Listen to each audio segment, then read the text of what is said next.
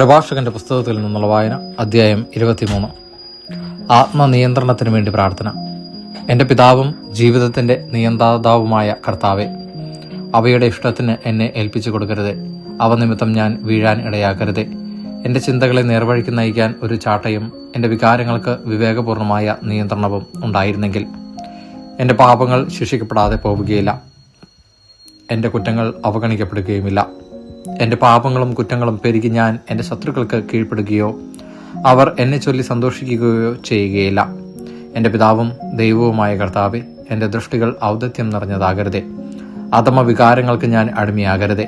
അമിതമായ ആഹാരപ്രിയോ ഭോഗാസക്തിയോ എന്നെ കീഴടക്കാതിരിക്കട്ടെ.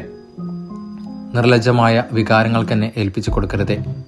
നാവിൻ്റെ വിനിയോഗം. കുഞ്ഞുങ്ങളെ, നാവിനെ നിയന്ത്രിക്കേണ്ടത് എങ്ങനെയെന്ന് കേൾക്കുവിൻ.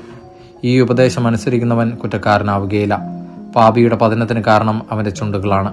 ചീത്ത പറയുന്നവൻ്റെയും അഹങ്കാരിയുടെയും വീഴ്ചയ്ക്ക് കാരണം നാവ് തന്നെ. ആണയിടുന്ന ശീലം നന്നല്ല. പരിശുദ്ധൻ്റെ നാമം വെറുതെ ഉരുവിടരുത്. നിരന്തരം പീഡിപ്പിക്കുന്ന അടിമയുടെ ശരീരത്തിൽ മുറിവ് ഒഴിയാത്തതുപോലെ എല്ലായ്പ്പോഴും ദൈവനാമം വിളിച്ച് ശപഥം ചെയ്യുന്നവൻ പാപത്തിൽ നിന്ന് സ്വതന്ത്രനായിരിക്കുകയില്ല. പതിവായി ആണയിടുന്നവൻ അകൃത്യങ്ങൾ കൊണ്ട് നിറഞ്ഞിരിക്കും. അവൻ്റെ ഭവനം ശിക്ഷയിൽ നിന്ന് ഒരിക്കലും മുക്തമാവുകയില്ല. ശപഥം നിറവേറ്റാതെ പോയാൽ അവൻ കുറ്റക്കാരനാകും. മനഃപൂർവ്വം ലംഘിച്ചാൽ ഇരട്ടി പാപവുമുണ്ട്. കള്ളസത്യം ചെയ്യുന്നവൻ ശിക്ഷിക്കപ്പെടും. അവൻ്റെ ഭവനത്തിൽ വിപത്തുകൾ നിറയും. മരണതുല്യമായ ഒരുതരം ശപഥമുണ്ട്. യാക്കോബിൻ്റെ സന്തതികളുടെ ഇടയിൽ ഒരിക്കലും അത് ഉണ്ടാകാതിരിക്കട്ടെ. ദൈവഭയമുള്ളവൻ ഇത്തരം തിന്മകളിൽ നിന്ന് അകന്നിരിക്കും. അവൻ പാപത്തിൽ മുഴുകുകയില്ല. അസഭ്യ ഭാഷണം ശീലിക്കരുത്, അത് പാപകരമാണ്.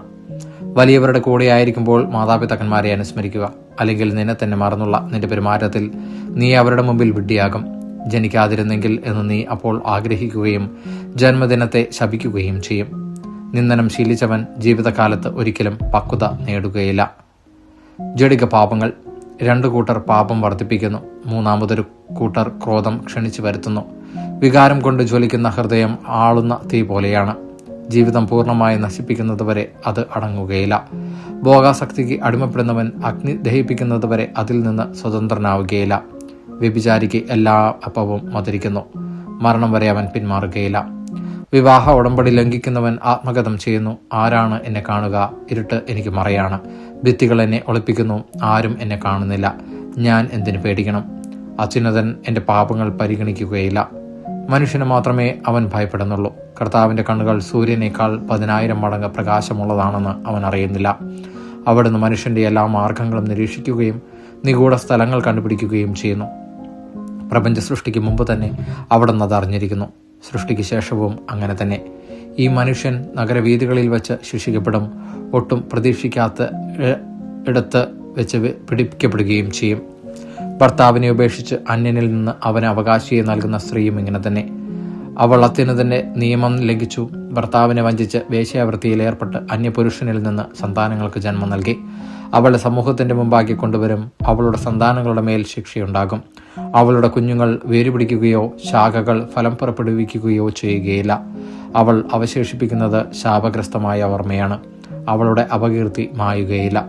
കർത്തൃഭയത്തേക്കാൾ ശ്രേഷ്ഠമോ കർത്താവിൻ്റെ കൽപ്പന അനുസരിക്കുന്നതിനേക്കാൾ മധുരമോ ആയി മറ്റൊന്നില്ലെന്ന് അവളെ അതിജീവിക്കുന്നവർ അറിയും. ദൈവത്തെ അനുസരിക്കുക വലിയ ബഹുമതിയും അവിടുത്തെ അംഗീകാരവും ദീർഘായുസ്സുമാണ്. ദൈവവചനമാണ് നാം കേട്ടത്.